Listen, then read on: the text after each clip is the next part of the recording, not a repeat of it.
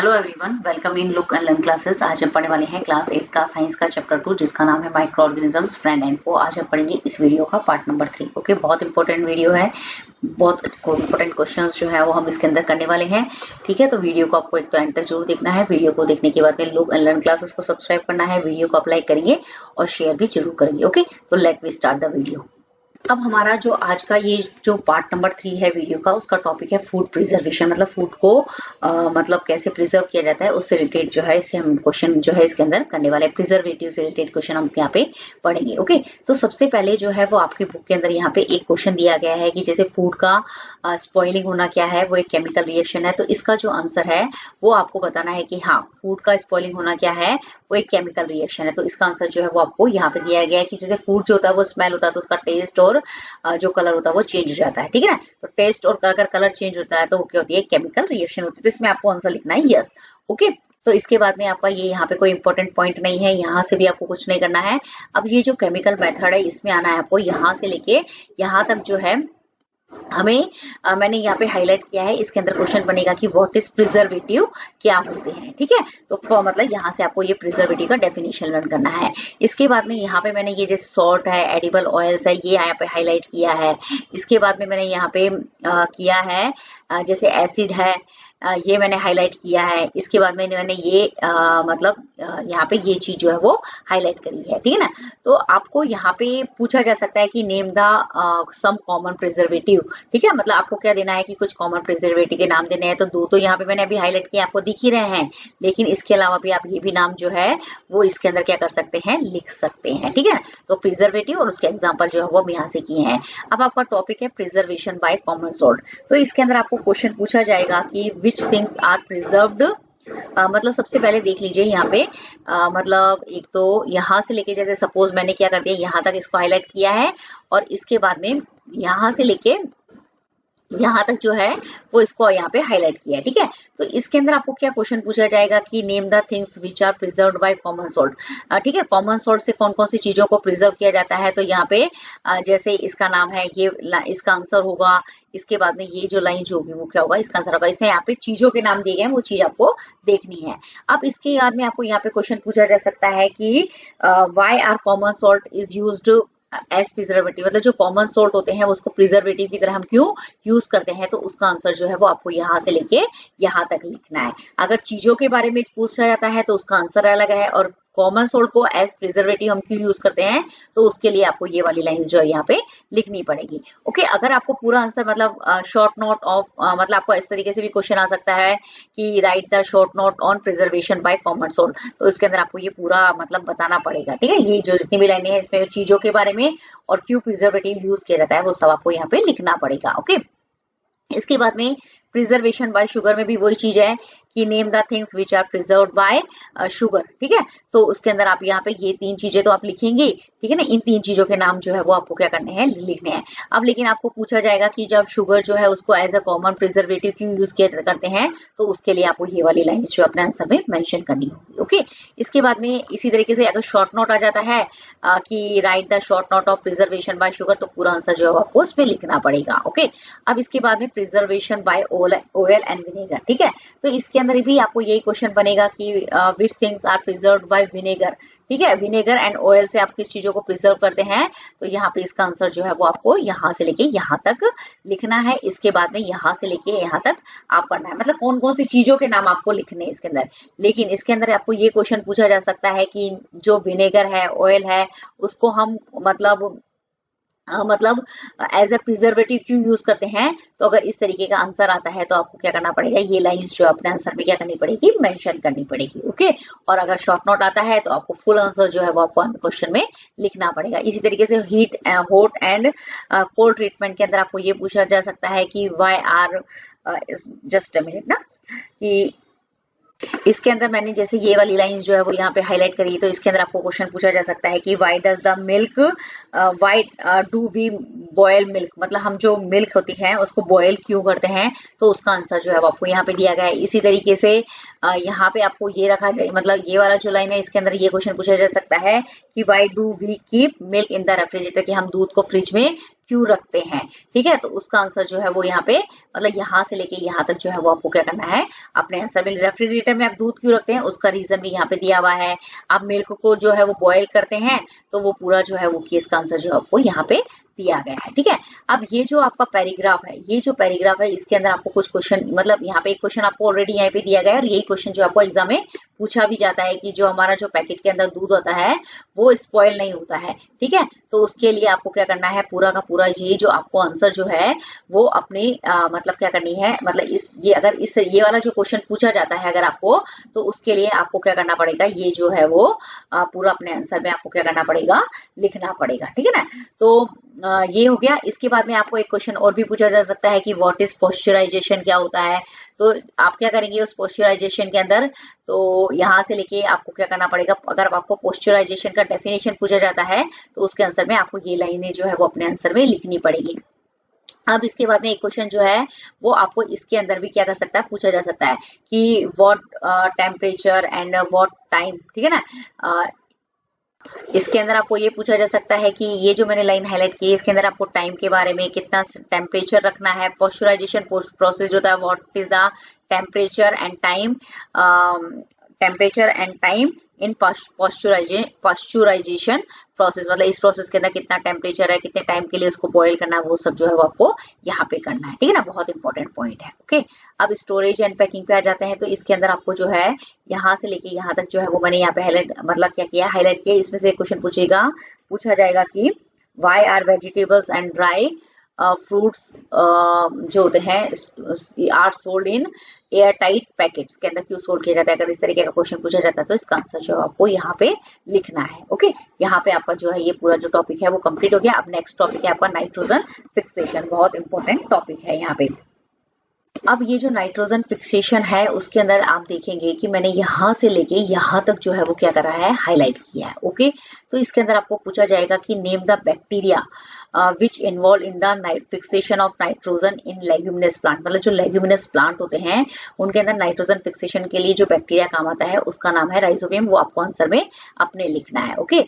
इसके बाद में आपको क्या करना है write the name of some leguminous plant, तो उसके अंदर आप क्या लिखेंगे ये अगर सम लेग्यूमिनस प्लांट के एग्जाम्पल पूछेंगे तो आपको ये वाला एक आंसर लिखना है, पल्सेस लिखनी है, बीन्स और पीस जो है वो अपने आंसर में लिखना है। फिर आपको एक क्वेश्चन पूछा जाएगा कि what is the symbiotic relationship क्या होता है, what is the symbiotic relationship क्या होता है। तो इसका आंसर जो है वो आपकी बुक में नहीं दिया हुआ है लेकिन आप इसको क्या कर सकते हैं मतलब नॉलेज के लिए गूगल पे जाके सर्च करके भी अपना आंसर लिख सकते हैं, ओके। इसके अलावा आपको ये क्वेश्चन पूछा जाएगा कि इन विच अब आपको ये क्वेश्चन भी पूछा जा सकता है कि इन विच सिम्बायोटिक रिलेशनशिप, तो किस किस के अंदर होता है, जो राइजोबियम बैक्टीरिया होते हैं और जो होते हैं ना और लेग्यूमिनस प्लांट की जो रूट जो होती है ना उनके बीच में क्या होता है सिम्बायोसिस रिलेशनशिप होता है। इतना ही आपको ध्यान रखना है, ठीक है ना। इसके हो गया। इसके बाद ये चीज आपकी कंफर्म हो गई। आपको यहाँ पे एक और दूसरा क्वेश्चन जो है मैंने जैसे ये लाइंस जो है यहाँ पे हाईलाइट करी है इसके अंदर जो है वो आपको क्वेश्चन पूछा गया है। ये जो मैंने यहाँ पे मतलब जो लाइन हाईलाइट करी है इसमें आपको ये क्वेश्चन पूछा जाएगा कि व्हाट इज द अनदर मतलब व्हाट राइट द मतलब natural method of nitrogen fixation. तो इसके अंदर आपको जो है वो मतलब दूसरा यहाँ पे ये नहीं सॉरी ये जो लाइटनिंग जो होगा ना वो इसका आंसर होगा। कि आपको अगर इस तरीके से क्वेश्चन पूछा जा सकता है कि right the natural method of nitrogen fixation तो उसमें आपको क्या लिखना है लाइटनिंग लिखना है। इसका आंसर मैंने आपको यहाँ पे बता दिया है। यहाँ पे आपका कंप्लीट हो गया।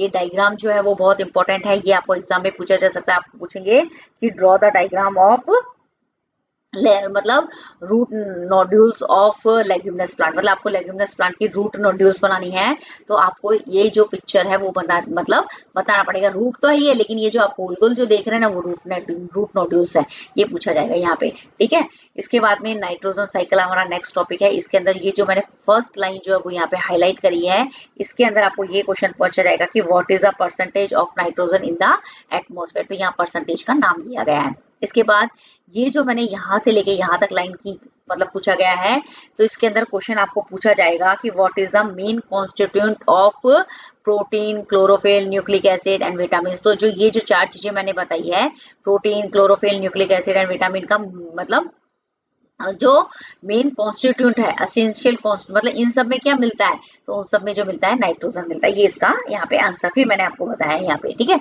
ये आपका यहाँ पे कंप्लीट होता है। इसके बाद में आपको यहाँ पे आ जाना है। इसके बाद में मैंने जैसे ये लाइंस जो है वो क्या करिए यहाँ पे मतलब क्या करिए, हाईलाइट करिए। इसके अंदर आपको ये क्वेश्चन बताया गया है, मतलब ये क्वेश्चन पूछा जा सकता है कि which micro organisms are help in the nitrogen fixation in the soil, मतलब कौन से ऑर्गेनिज्म के नाम जो है वो आपको लिखने हैं नाइट्रोजन फिक्सेशन के अंदर, कौन से मतलब माइक्रो ऑर्गेनिज्म है, तो साइटन बैक्टीरिया और ब्लू ग्रीन एल्गी का नाम आपको यहाँ पे देना पड़ेगा। ओके, अब इसके बाद में आपको ये पूछा जाएगा कि मतलब how are bacteria and blue green algae convert the atmospheric nitrogen to usable nitrogenous compound. ठीक है, अगर आपको इससे पूछा जा सकता है कि मतलब ये जो बैक्टीरिया है, ये जो ब्लू ग्रीन एल्गी है, वो कैसे मतलब क्या करती है, मतलब कैसे नाइट्रोजन को यूजेबल कंपाउंड के अंदर चेंज करती है। तो और मतलब तो इस तरीके से ये मतलब आपको क्या करना है, यहाँ से लेके मतलब उसके लिए आपको अगर पूछा जाए ना कि जैसे बैक्टीरिया है, ये जो ब्लू ग्रीन एल्गी कैसे एटमॉस्फेरिक नाइट्रोजन को नाइट्रोजीनियस कंपाउंड के अंदर चेंज करती है, तो उसके लिए आपको ये लाइंस जो है वो आपको क्या करनी पड़ेगी, लिखनी पड़ेगी।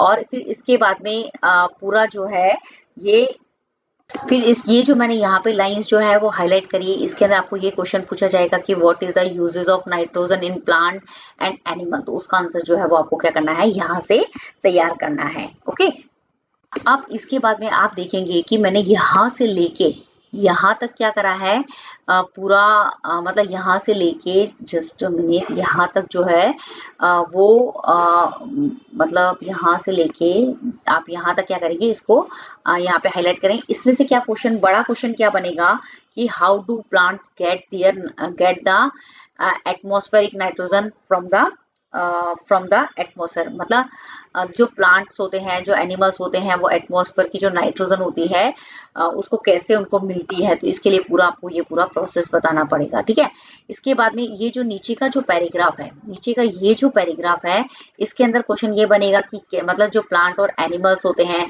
वो उनसे नाइट्रोजियस कंपाउंड जो होते हैं, मतलब उनके अंदर जो नाइट्रोजन होती है वो नाइट्रोजिनियस कंपाउंड की फॉर्म में लेते हैं, और उनसे कैसे नाइट्रोजन जो होती है वापस एटमॉस्फेयर में जाती है।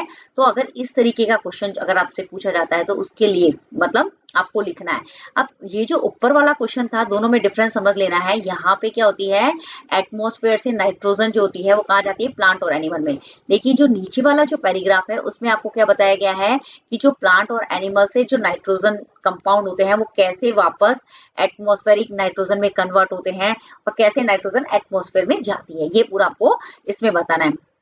लेकिन अगर आपको एक बड़ा क्वेश्चन जो है ये पूछा जाता है कि how is nitrogen remain constant in the atmosphere, कि मतलब कैसे नाइट्रोजन जो है वो एटमॉस्फेयर में रहती है, मतलब वो रहती है मतलब कैसे, मतलब उसकी जो परसेंटेज है वो 78% ही रहती है। ठीक है, वो कैसे कांस्टेंट रहती है एनवायरनमेंट के अंदर। ठीक है, तो उसका आंसर में पूरा आपको ये क्या लिखना पड़ेगा, नाइट्रोजन साइकिल के बारे में लिखना पड़ेगा। तो उसके अंदर सबसे पहले आपको ये लाइन लिखनी पड़ेगी। ठीक है, ये लाइन लिखने के बाद में आप जो क्या करेंगे, इसके बाद में ये जो लाइन है वो फिर यहाँ से लेके ये जो पूरा पैराग्राफ है वो आपको क्या करना पड़ेगा, अपने नाइट्रोजन साइकिल में लिखना पड़ेगा। और इसके बाद में ये जो है आपको क्या करना पड़ेगा, पूरा पैराग्राफ जो है वो मतलब पूरा नाइट्रोजन साइकिल जो है वो आपको लिखना पड़ेगा। अगर क्वेश्चन आ जाता है कि how is nitrogen remain constant in the atmosphere, तो उसमें आपको पूरा नाइट्रोजन साइकिल जो है वो लिखना पड़ेगा। अब लास्ट जो क्वेश्चन है वो सबसे इंपॉर्टेंट है। उसके अंदर आपको क्या पूछा गया है कि उसके अंदर आपको पूछा गया है कि जो नाइट्रोजन साइकिल होती है आपको क्या करनी है, ड्रॉ द नाइट्रोजन साइकिल आपको क्या करनी है, पूरा ये जो फिगर है उसके अंदर आपको क्या करना पड़ेगा, बताना पड़ेगा कि ड्रॉ करने के लिए वो बोलता है। तो ओके, तो आई होप जो है आपको ये क्या होगा, वीडियो जो है वो जरूर पसंद आया होगा। पूरा चैप्टर कंप्लीट हो चुका है। इसके बाद में ये जितने भी आपके क्या है व्हाट यू हैव जो लर्न वाला क्वेश्चन है ये बहुत ही इंपॉर्टेंट होता है। इसमें से बहुत क्वेश्चंस जो है आपको पूछे जाते हैं। पूरे मैंने आपको क्वेश्चंस बता दिए मतलब इस चैप्टर के। तो आई होप ये वीडियो आपको जरूर पसंद आया होगा। तो आपको करना है लुक एंड लर्न क्लासेस को सब्सक्राइब, वीडियो को लाइक और शेयर। ओके, तो यहाँ पे हमने एक वीडियो बनाया है जिसमें हमने क्वेश्चंस बताए हैं और इसके आंसर्स बताए हैं। और इसके हम क्वेश्चन, जितने भी क्वेश्चन चैप्टर में बनने वाले हैं उसका एक सेपरेट वीडियो जो है वो आपको क्या होगा, इस क्लासेस मतलब यहाँ पे लिखा होगा, जिसमें आपको अगर वो वीडियो देखना है तो आपको चैनल का नाम लिखना पड़ेगा, लुक एंड लर्न क्लासेस, और फिर उसके बाद आप कौन से चैप्टर के मतलब देख रहे हैं वो, और वो मतलब जो क्वेश्चंस होंगे समथिंग 200 क्वेश्चंस होंगे, तो आपको वो मतलब 200 क्वेश्चन जो हम एक देंगे तो वो आपको क्या करना पड़ेगा, टाइप करके आप क्या कर सकते हैं, वीडियो को देख सकते हैं वो वाला। ठीक है, तो thank you very much watching the video. Please subscribe the look and learn classes.